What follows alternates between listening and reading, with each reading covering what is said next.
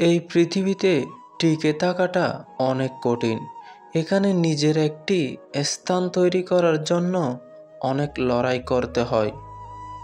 এমন একটা সময় আসবে যখন জ্ঞানীরা জ্ঞানী হওয়ার কারণে অনুশোচনা করবে, আর মূর্খরা তাদের মূর্খতার জন্য গর্ববোধ করে বেড়াবে, আর দুর্নীতিবাজরা তাদের দুর্নীতির জন্য উল্লাস করবে।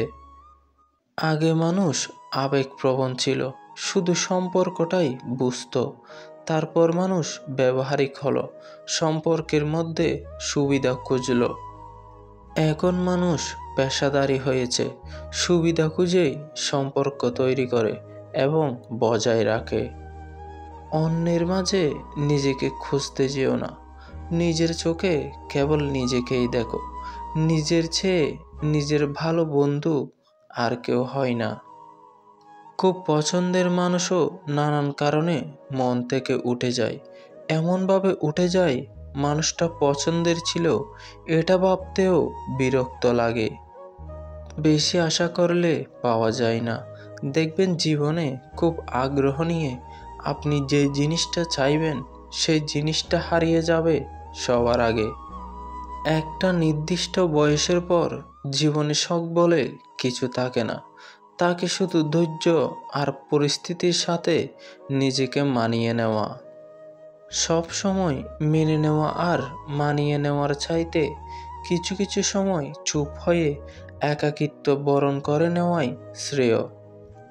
মানুষের জ্ঞান তো এতটাই ক্ষুদ্র যে মানুষ জানেই না আগামীকাল তার সাথে কি হবে, অথচ মানুষের কত অহংকার।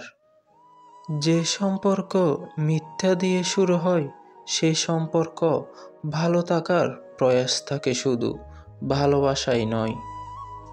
সুন্দর ও উত্তম দিন তোমার কাছে আসবে না, বরং তোমারই এমন দিনের প্রতি অগ্রসর হওয়া উচিত।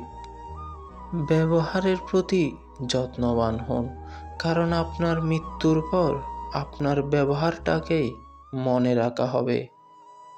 সবচেয়ে নরম জিনিস মানুষের মন, যেটাতে আঘাত করতে কোনো অস্ত্রের প্রয়োজন হয় না। ভালোবাসা বহিঃপ্রকাশের সবচেয়ে বিশুদ্ধ মাধ্যম হচ্ছে একে অপরের জন্য দোয়া করা। মায়ের ফাঁদে আটকে গেলে আমৃত্যু সেই ফাঁদেই আটকে থাকতে হয়, তবে কখনো তা প্রকাশ পায়, কখনো গোপনেই রয়ে যায়। মানুষের জীবনে এমন সব অদ্ভুত ঘটনা ঘটে, তা উপন্যাসে ঘটাতে গেলে পাঠকরা বিশ্বাস করতে চাইবে না, হেসেই উড়িয়ে দেবে। সবার জীবনে এমন একটা মানুষ থাকা দরকার, যার কাছে নির্দ্বিধায় জীবনের সমস্ত ক্ষত, আঘাত, দুঃখ বেদনা প্রকাশ করে স্বস্তি পাওয়া যায়।